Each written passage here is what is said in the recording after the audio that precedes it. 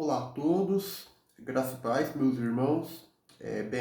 Vamos então dar continuidade aos nossos estudos, né? A nossa abordagem às questões últimas.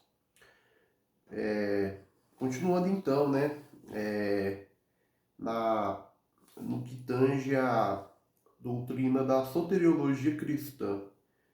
E nesse vídeo, que é a parte 3 tratando a soteriologia cristã, vamos então abordar a questão de que Deus sustenta, não é? Que Deus ele preserva os eleitos. Ele, uma vez que ele salva os seus eleitos, ele então, a partir de então, ele preserva. Daí a doutrina da perseverança dos santos. Ok? Bem, Paulo descreve em 1 Tessalonicenses 1, 6 ao 10. E vós fostes feitos nossos imitadores e do Senhor, recebendo a palavra em muita tribulação, com gozo do Espírito Santo, de maneira que fostes exemplo para todos os fiéis na Macedônia e Acaia, porque por vós soou a palavra do Senhor, não somente na Macedônia e Acaia, mas também em todos os lugares a vossa fé para com Deus se espalhou, de maneira que já dela não temos necessidade de falar coisa alguma, porque eles mesmos anunciam de nós qual é a entrada que tivemos para convosco, e como dos ídolos vos convertestes a Deus, para servir ao Deus vivo e verdadeiro, e esperar dos céus a seu Filho, a quem ressuscitou dos mortos, a saber, Jesus, que nos livra da ira futura. Muito bem, ele estava certo de que pelo menos alguns de seus ouvintes estavam destinados à salvação, porque sentia o poder de Deus em sua pregação. No entanto, qualquer um pode fingir aceitar o Evangelho. Portanto, para identificar os convertidos como verdadeiros crentes, eles devem mostrar sinais de regeneração e fé. Como Jesus diz, a árvore boa não pode dar frutos ruins, nem a árvore ruim pode dar bons frutos. Toda árvore que não dá bom fruto é cortada e lançada ao fogo. Assim, pelos frutos deles, vocês os reconhecerão. Mateus 7, 18 ao 20. Veja também os versículos 21 a 27. Pois bem, então, uma vez que a regeneração é uma transformação fundamental da mente e personalidade do indivíduo, o verdadeiro convertido deve demonstrar em suas palavras e ações externas as mudanças que correspondem a essa transformação interna e profunda, ao partir da mudança que havia ocorrido nos Tessalonicenses.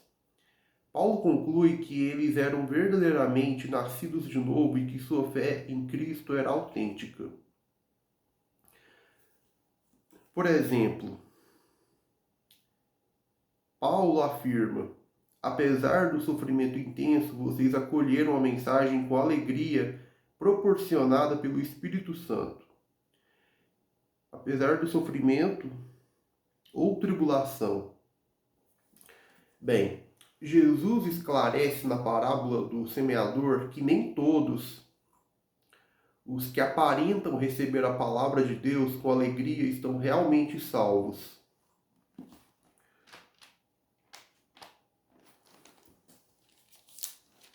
Mateus 13, versículos 20 a 21.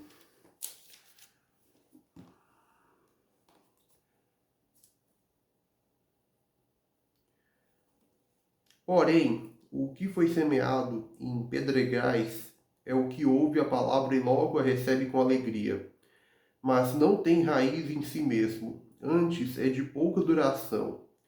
E chegada a angústia e a perseguição, por causa da palavra, logo se ofende. No entanto, Paulo não se refere ao tipo superficial e passageiro de alegria proveniente de um coração onde a palavra de Deus não se enraizou. Pelo contrário, a alegria dos tessalonicenses ao aceitar a mensagem do Evangelho foi dada pelo Espírito Santo, que havia transformado radicalmente suas mentes e personalidades. O Espírito realiza essa obra de regeneração somente nas mentes dos que Deus escolheu para a salvação. Jesus diz: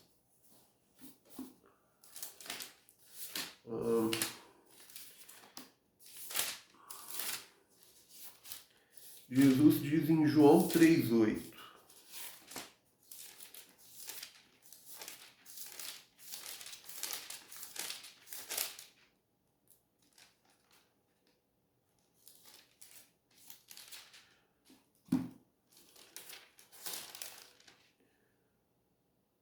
o vento assopra onde quer, e ouves a sua voz, mas não sabes de onde vem, nem para onde vai. Assim é todo aquele que é nascido do Espírito. João 3,8.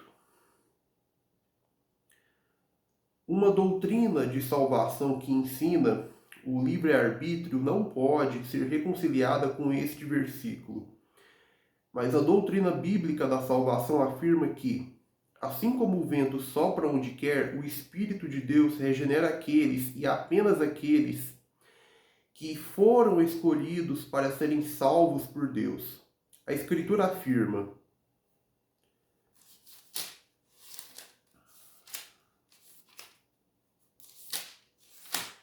Atos capítulo 13, afirma o seguinte, versículo 48. E os gentios, ouvindo isto, alegraram-se e glorificavam a palavra do Senhor, e creram todos quantos estavam ordenados para a vida eterna. Uma pessoa crê em Cristo porque foi escolhida, como também de fato Deus decretou que ela creria, que ela teria fé. Deus não nos escolheu por prever a nossa fé. Em vez disso, temos fé porque Deus nos escolheu independentemente de qualquer condição que pudesse ser encontrada em nós. Deus, sendo absolutamente soberano, é a causa de qualquer condição encontrada em nós em primeiro lugar. Deus causa e controla toda condição ou peculiaridade que há em nós, em conformidade com o seu prévio desígnio ou decreto eterno. Ok? Bom, como foi o Espírito Santo que concedeu aos convertidos de Paulo tal alegria ao receber a mensagem do Evangelho? Isso significa que Deus havia operado em suas mentes por sua própria iniciativa, por causa de sua própria decisão soberana. E como Deus não age no coração daqueles que ele não escolheu, Paulo conclui que os tessalonicenses estavam entre os eleitos. Jesus declara que o falso convertido cai quando surgem problemas ou perseguição por causa da palavra. E em contraste, a alegria dos cristãos de Tessalônica permaneceu apesar do sofrimento severo. Ainda que muitos países sejam injustos com a fé e religião cristã, como os países islâmicos, lá do Oriente Médio, ou os países comunistas, como a China, Cuba, Coreia do Norte, Muitos deles não promovem perseguição oficial. Muitos países pelo mundo não promovem perseguição oficialmente contra os cristãos. Claro que alguns dos países nos quais estão inclusos os que eu citei anteriormente, promovem perseguição oficial contra cristãos. No caso, por exemplo, Coreia do Norte ou China. Mas outros países não promovem perseguição oficial contra os cristãos. Muito embora não sejam países cristãos, cristãos, como é o caso do Brasil, né? Um país não cristão, mas que, no entanto, não promove uma perseguição oficial contra os cristãos, como China ou Cuba, ou então Coreia do Norte.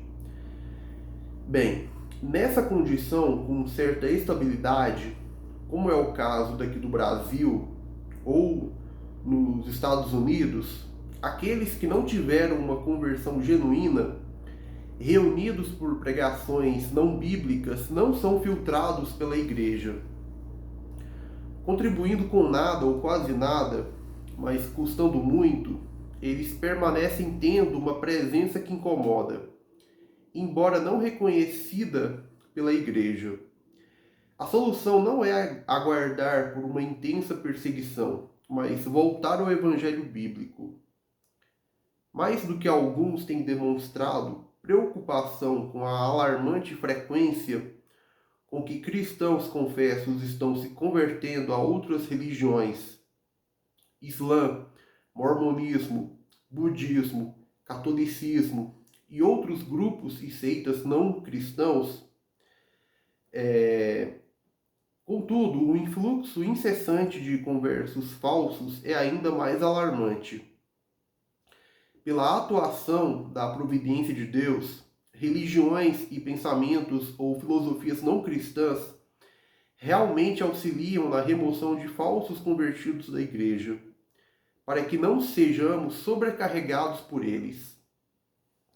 Em outras palavras, muitos reprovados destinados à danação se unem às comunidades religiosas cristãs por terem recebido e ouvido e afirmado um falso evangelho, e às vezes as religiões e pensamentos não cristãos atraem esses réprobos para longe da comunidade cristã.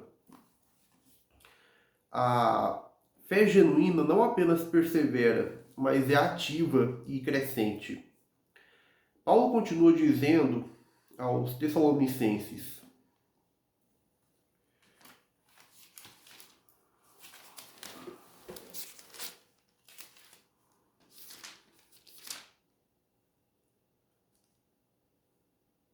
de maneira que fostes exemplo para todos os fiéis na Macedônia e Acaia, porque por vós soou a palavra do Senhor, não somente na Macedônia e Acaia, mas também em todos os lugares a vossa fé para com Deus se espalhou, de tal maneira que já dela não temos necessidade de falar coisa alguma, porque eles mesmos anunciam de nós qual é a entrada que tivemos para convosco, e como dos ídolos vos convertestes a Deus, para servir ao Deus vivo e verdadeiro.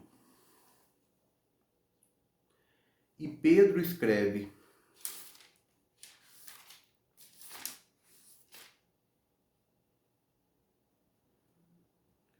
desejai afetuosamente, como meninos novamente nascidos, o leite racional, não falsificado, para que, por ele, vades crescendo.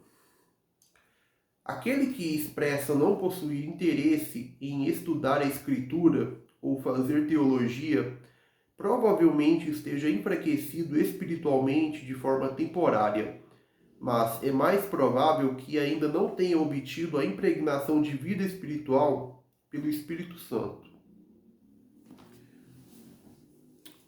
Bem, ao se alimentar do leite espiritual, o crente desenvolve sua fé, mas aquele que vive de leite ainda é um bebê espiritual e não está familiarizado com o ensino sobre a justiça.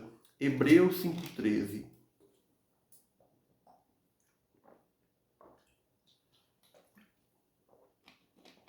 O anti-intelectualismo tem impedido gerações de cristãos de amadurecerem na fé. O crescimento espiritual está intimamente ligado ao entendimento intelectual da palavra de Deus. Não a experiências místicas. A maturidade está relacionada a como alguém fala e pensa.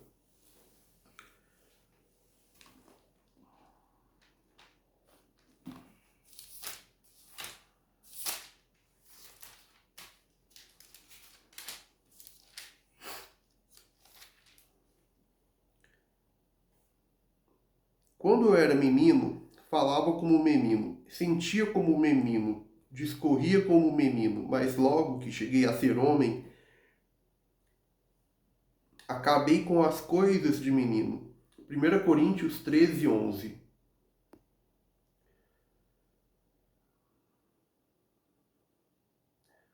O autor de Hebreus repreende seus leitores, dizendo: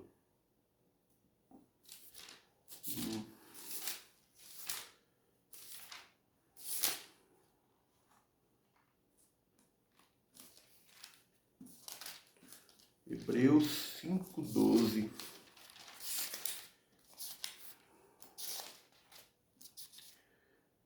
Porque devendo já ser mestres pelo tempo, ainda necessitais de que se vos torne a ensinar quais sejam os primeiros rudimentos das palavras de Deus, e vos haveis feito tais que necessitais de leite e não de sólido mantimento.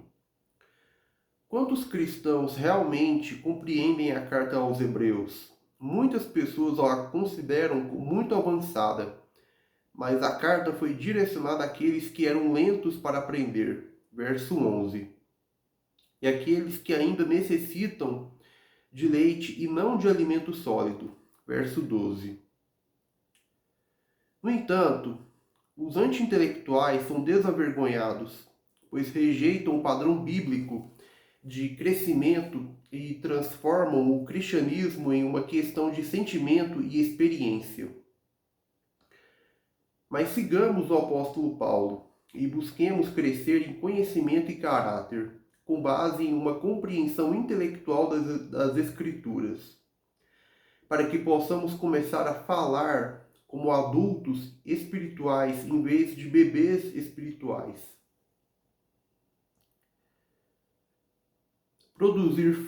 Produzir fruto espiritual é uma metáfora para ilustrar a maturidade espiritual. Jesus diz em João, capítulo 15, verso de número 5.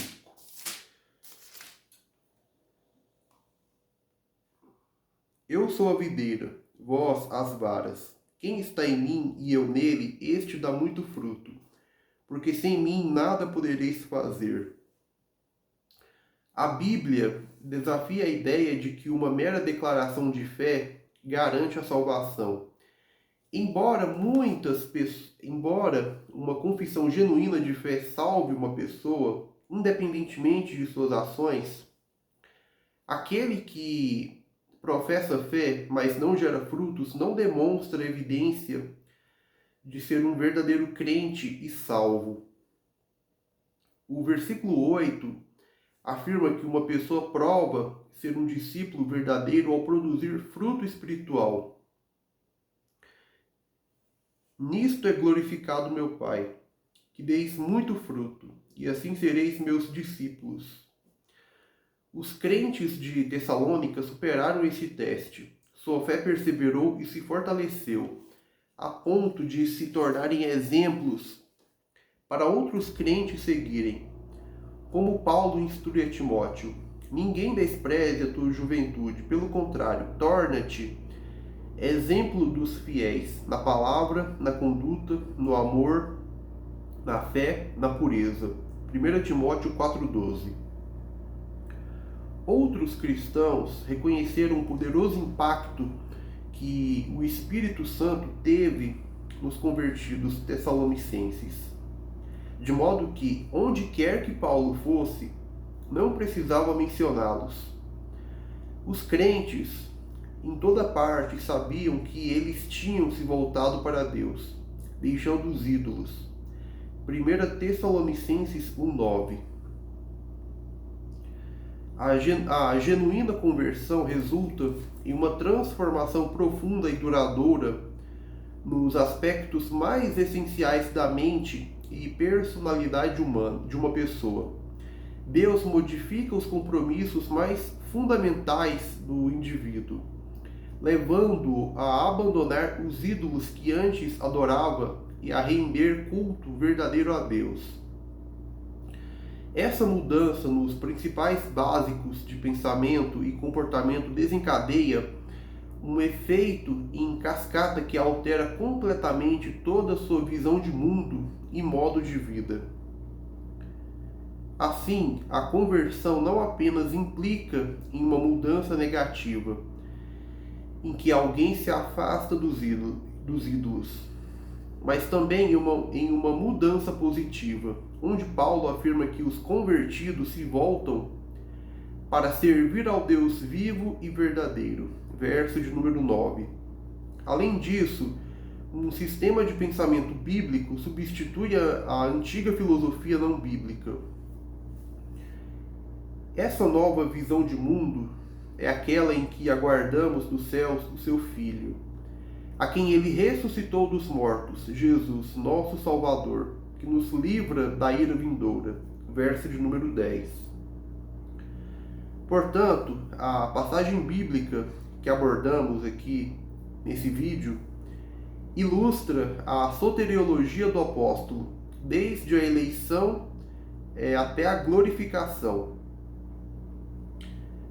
A passagem que tratamos também nos vídeos anteriores da epístola de Paulo aos Tessalonicenses, a primeira epístola.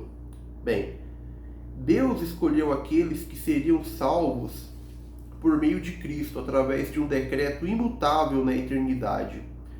No momento certo, ele os regenera e instila fé em suas mentes por meio da pregação. A fé autêntica então persiste e se desenvolve até alcançar a maturidade.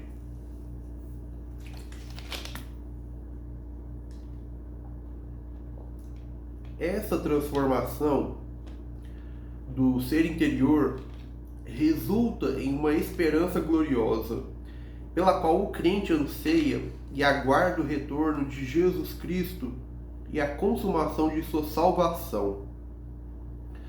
Bem, vamos encerrando mais um vídeo por aqui. Então concluímos essa série de estudos sobre questões últimas, encerrando agora a última parte da abordagem quanto à soteriologia, e eu espero que não só esse vídeo, como os demais, os vídeos anteriores tenham